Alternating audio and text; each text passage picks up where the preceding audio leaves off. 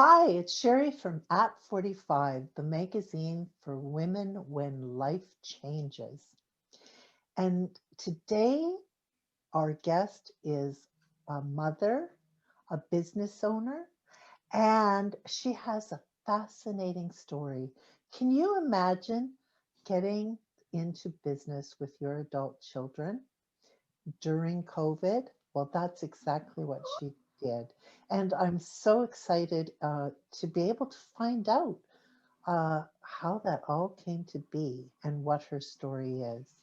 So today we have with us Judy Dallas, who's wore many hats during her extensive and varied career, but becoming an entrepreneur and business owner is something totally brand new.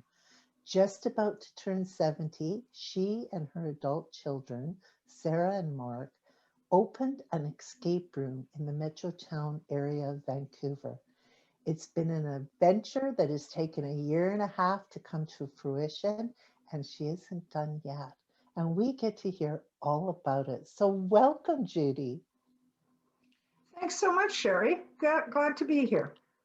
So what exactly is an escape room?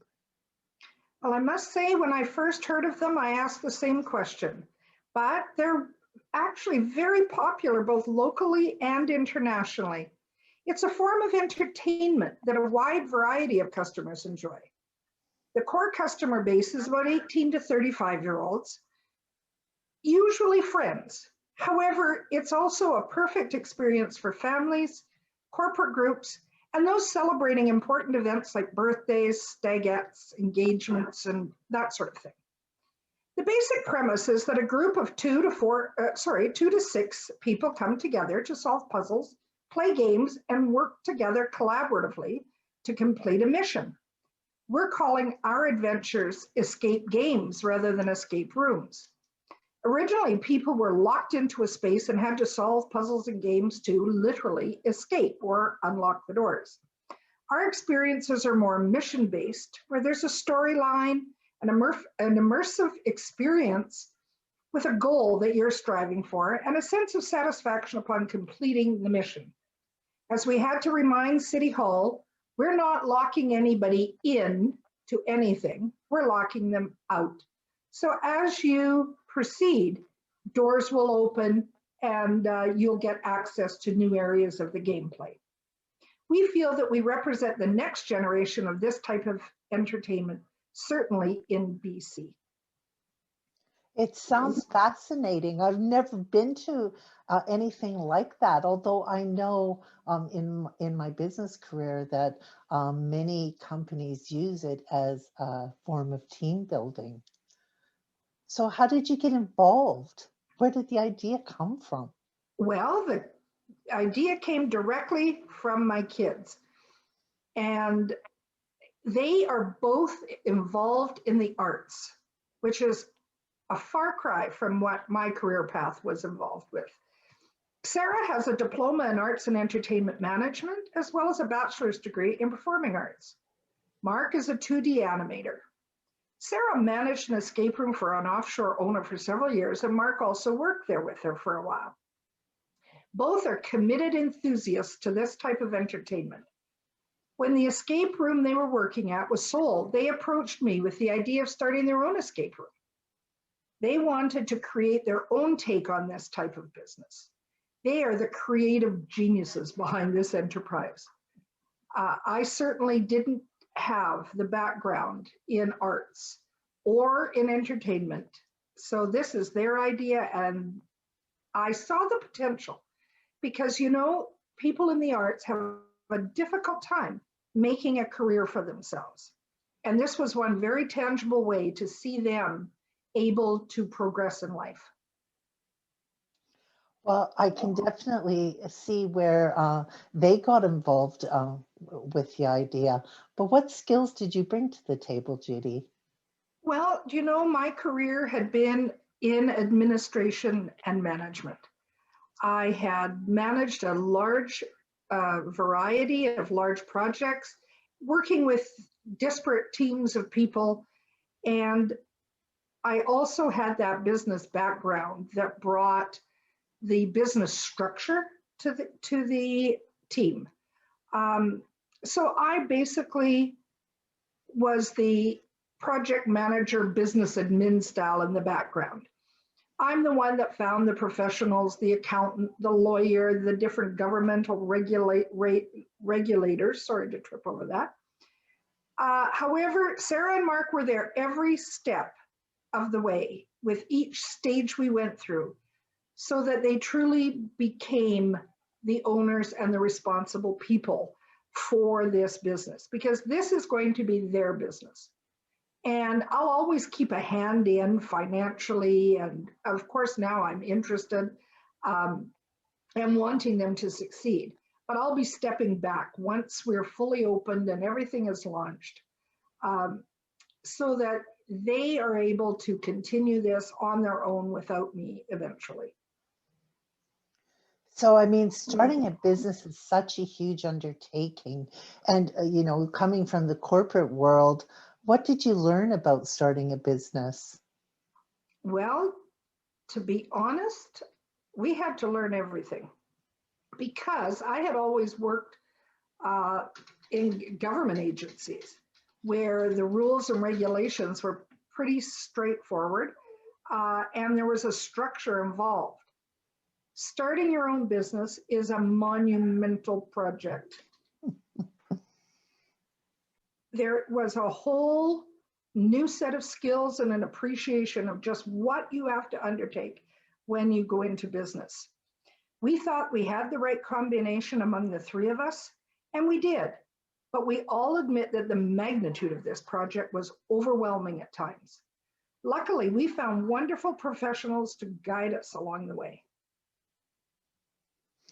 Well, you know, I can't even imagine like undertaking with business partners, but you know, working with your children is a whole nother thing.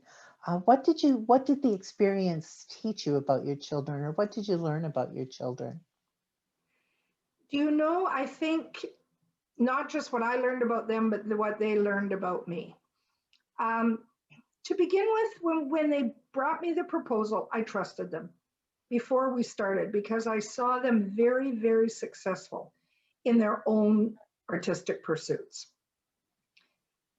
But my approach was that if we're going to go into business, we're going to take it seriously. This isn't a whim, this isn't a hobby. We're investing money, we're making long-term commitments. So it started when there was a large international escape room conference in Texas in August of 2019. And I sent them down there to find out everything possible they could from those with years of experience in this industry.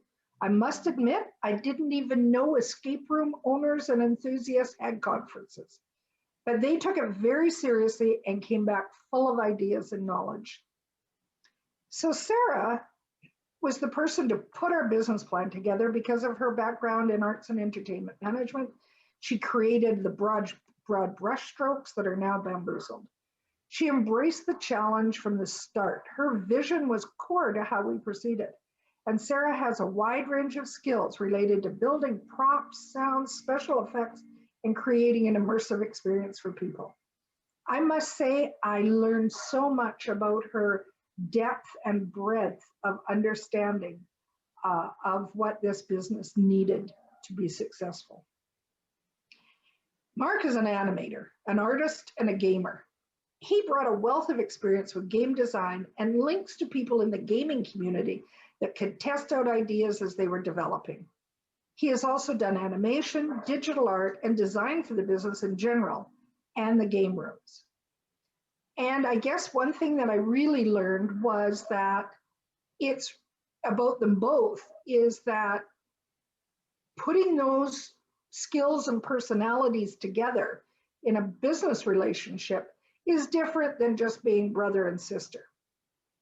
They had a lot of respect for each other's skills and knowledge, but they approach things quite differently. So it was interesting as a parent to see where the give and take was. And I think they have worked out a relationship that will stand them in good stead for running this business in the future. Sorry, go ahead. I learned that they're really competent. You know, you're never 100% sure because you don't see your kids at work all the time. And they're very committed and they're very passionate. Their skills are complementary, and it formed the basis for a really strong business going forward. They had both had lots of public service and leadership experiences over the years, and they bring that to interacting with customers and commitment to a business-like approach. So I learned a tremendous amount about them and a tremendous respect for them. It sounds like a really rewarding experience. I think it's an opportunity that not many parents get, is to do exactly what you said, seeing your children, in their business setting. I mean, I would love to be able to peek into my kids and see how they're acting in their work. So I think that it's a fascinating opportunity. Well, do you know, a friend once said to me, all right, are you going to get an award for Sainted Mother of the Year? And I said, never ask my children that question, because they learned a lot about me too. And we all have our focus and our limitations. But do you know, I was so proud of us that no matter how contentious certain issues were and how we had to negotiate with one another, by the end of the day, we sat the business aside, and usually we would sit down in the evening for dinner as a family, and it was family again. And I think I couldn't have predicted that, but to actually argue on a point of business and not take it personally is something I think we all learned to respect and honor over the process. So it wasn't a picnic, but we succeeded.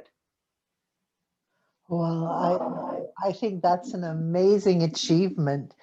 So, I mean, during COVID must have brought a whole, unique situation and unique challenges to the task of starting a business. Well, trust me, if we'd had any idea, we would not be in business. But as I said, this all started August 2019 with the attendance at a conference. COVID wasn't even on the horizon. And then once they got back and we looked at actually putting a business together, drawing up the business plan, seeing if we could even arrange financing, and looking for a property to lease, we had no idea what would be in front of us. We signed our 10-year lease at the end of January of 2020. The province shut down mid-March. I've got to tell you, in January of 2020, nobody was talking about pandemic in any sense of what we have faced. So it impacted everything to do with our project. We originally thought it would take us 6 months from once we got a building permit to create the space we needed inside our leased property and to open for business. And it took us more than a year. In fact, on March the 23rd, we had an appointment at Burnaby City Hall at 2 p.m. to go over our building plans with the city and formally apply for the permit, only to arrive at City Hall and they had shut down the City Hall. You couldn't get in the door. And that actually is a metaphor for everything that has happened to us since. It was like, okay, you have to think differently about every step of the process that we worked so hard to learn about. And you have to really be flexible. The stress, I must say, was overwhelming because you have a project, you have a plan, you have a financial commitment. and then you can't achieve it. And if you know anything about me, I'm a person that likes a solid plan and likes to meet deadlines, and the deadlines were just slipping through our hands like sand. For example, getting tradespeople into the site to work was a challenge because they did not want to have to be on site with any other group. They treated their trade as a little bubble. So the HVAC people worked together as a unit, but they didn't want to come in if there was anyone else in the building. Same for the electricians, same for the plumbers, same for the people that did the drywall. So instead of having, a team that could be working at different areas at the same time, no, everything now became linear, which just dragged out the development. And because we're a new business, any of the government programs related to small businesses, rent relief, business loans, etc., we didn't qualify for, because the premise of all of those programs is, how was your business affected now during COVID that compares to the business you were doing last year? And we didn't have a last year. So there were many, many, many challenges, but we had to adjust and to continue to press forward. And we're thankful that we didn't lose the trades. We had a hard time accessing certain supplies. Flooring was months later arriving than it should have arrived. Things like that. And you talk to other industries and other people in business, and that's common across all businesses, that supplies both went up in price, but also were scarcer.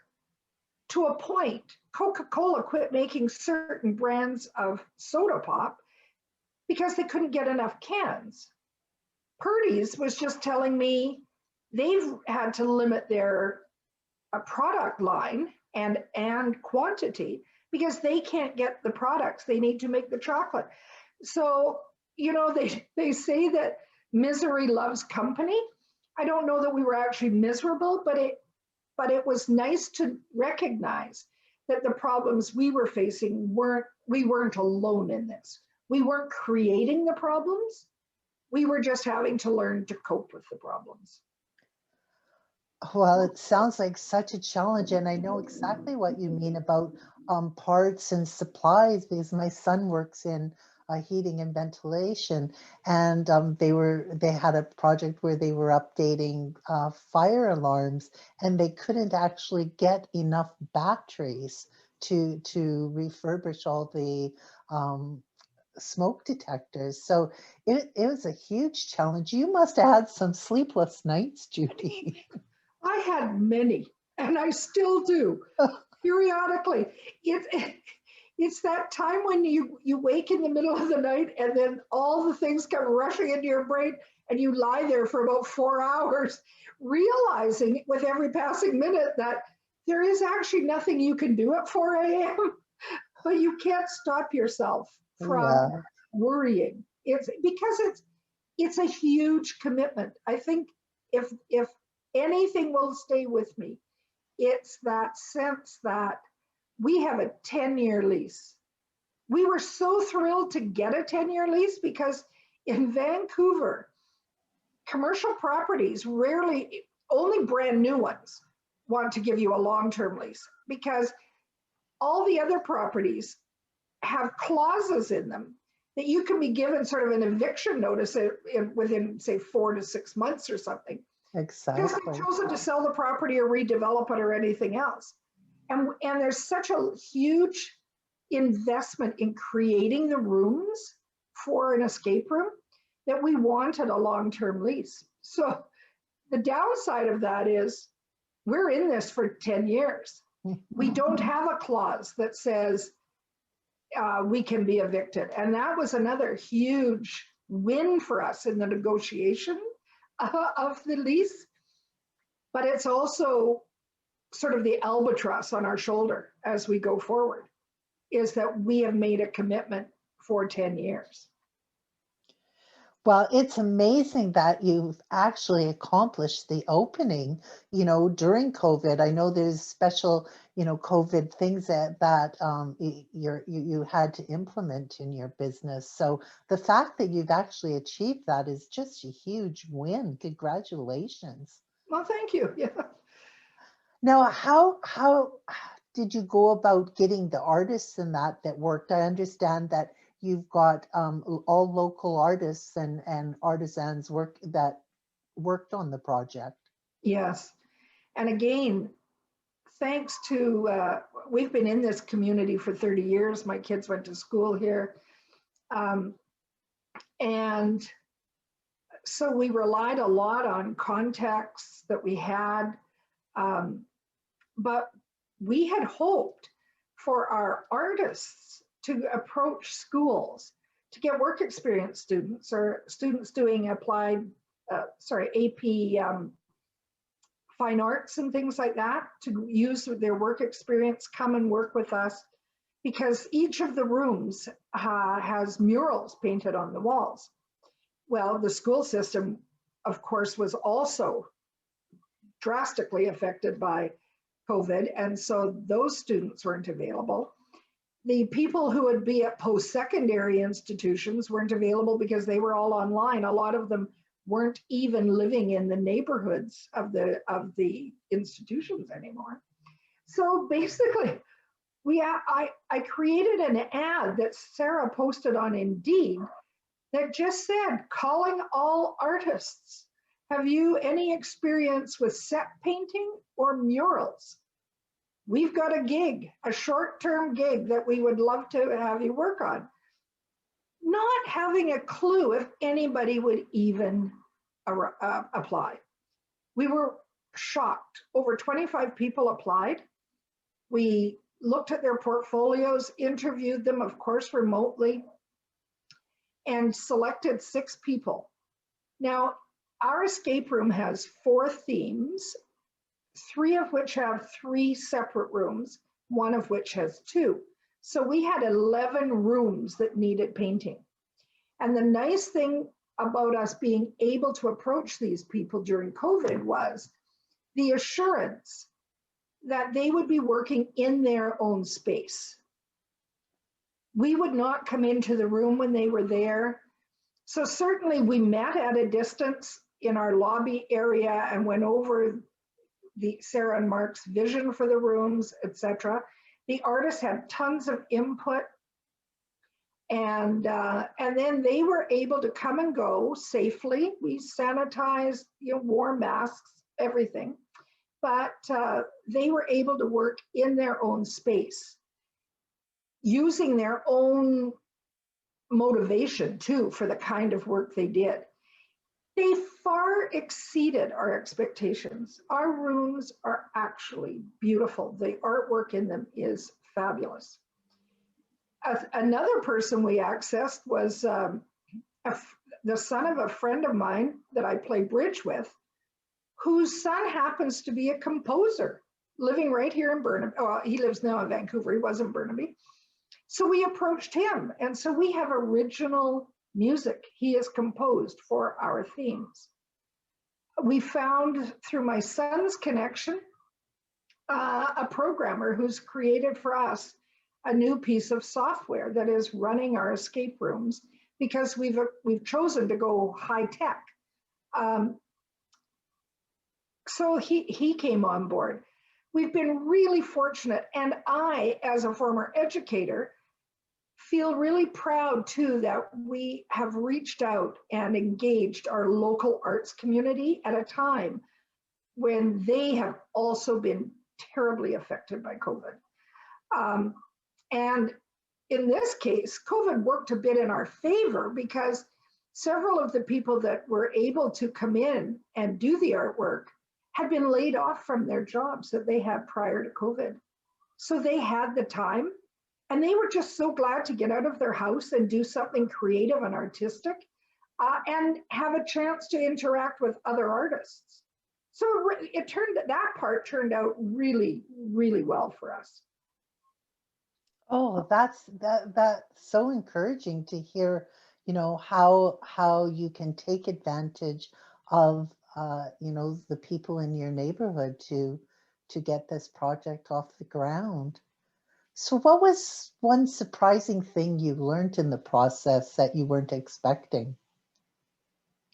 I think not only I, but I think also the kids really were shocked at what a monumental task we had undertaken. They had worked in a very basic kind of escape room, had done designs for themes, but one theme at a time. When we set out our timeline of 6 months, we really believed we were being um, cautious about how we were projecting things.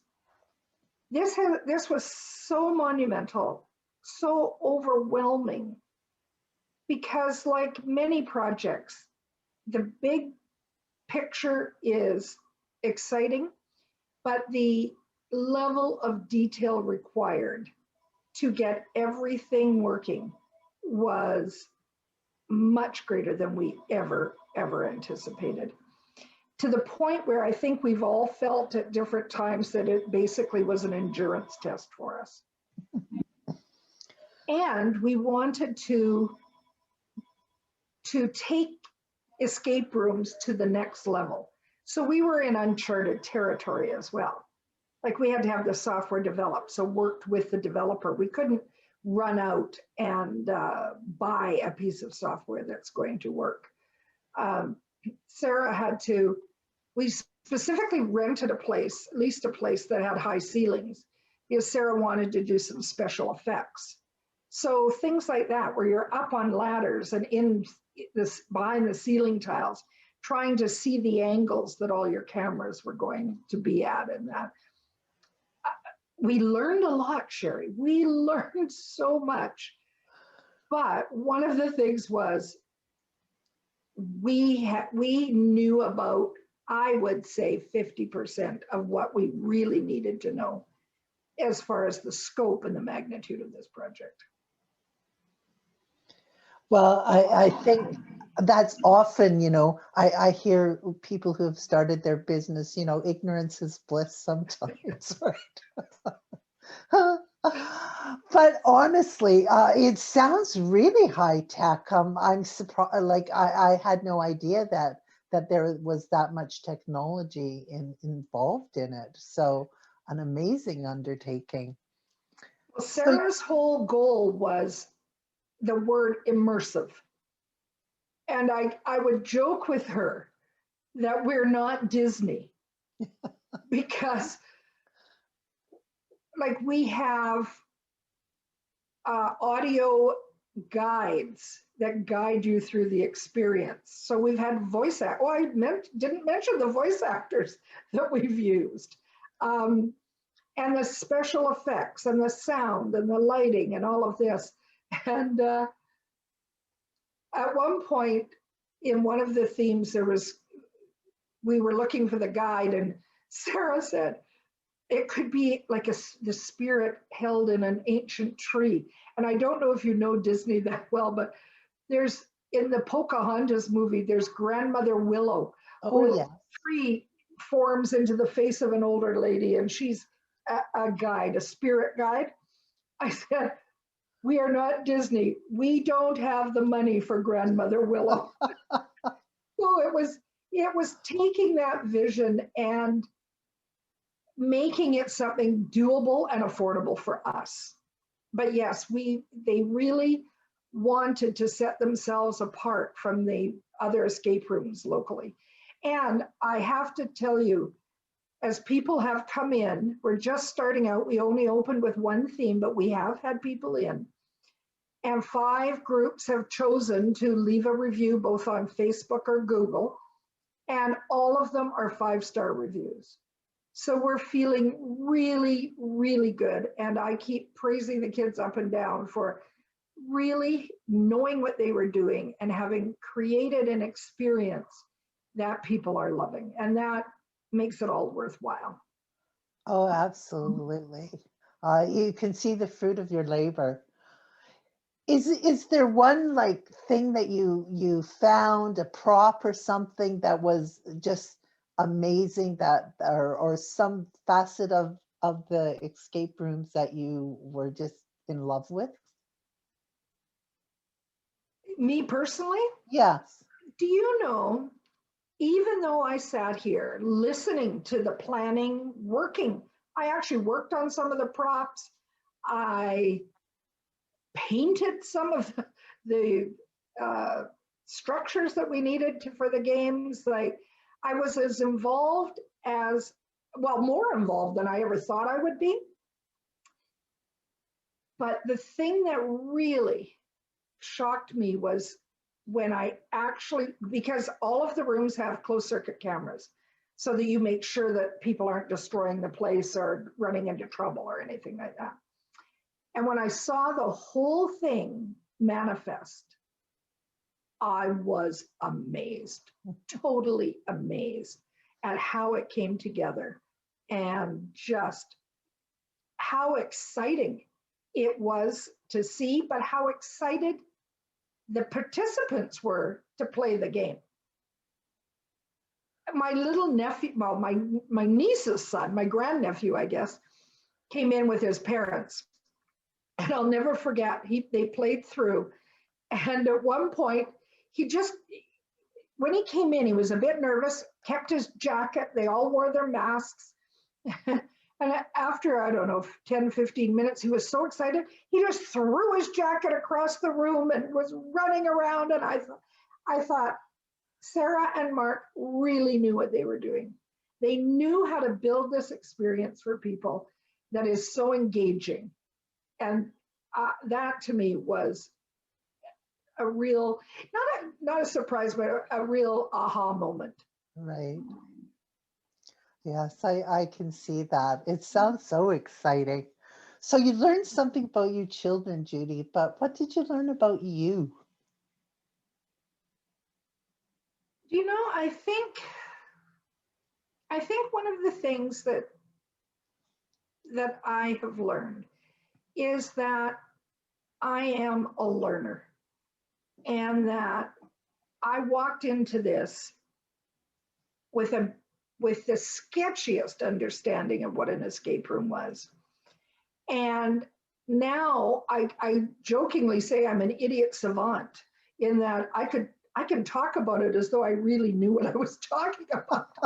But I realize over a year and a half, I actually kind of now do know what I'm talking about, which is a surprise to me. And that I can model for my kids the business approach, the sophistication you need to run a business. So pass on some of the skills that I learned through managing big projects, working with people that you don't necessarily like or agree with. Um, and so, you know, you retire. I've been retired now over 10 years. I have done work for various organizations and that, but it's almost like discovering that I've still got it. You know, because you kind of think maybe all those skills atrophied, but no, and it keeps you young. It other people have said to me, COVID times, lockdowns, they've been bored, they've been depressed, they've fallen by the wayside, they've stopped doing things they enjoyed doing just because there's sort of an inertia sets in. And I said, well, the one thing I can honestly say about us is there hasn't been a boring day in the last year and a half. Not one. You should be excited about that. I mean, that's such an exciting thing. And I mean, the chance to impart your business wisdom to your kids. I mean, lots of parents wish they had that opportunity. Although I'm not sure everyone would be brave enough to start a business with their own kids. So, and is there a key strength about yourself that you came to appreciate through the process? Oh,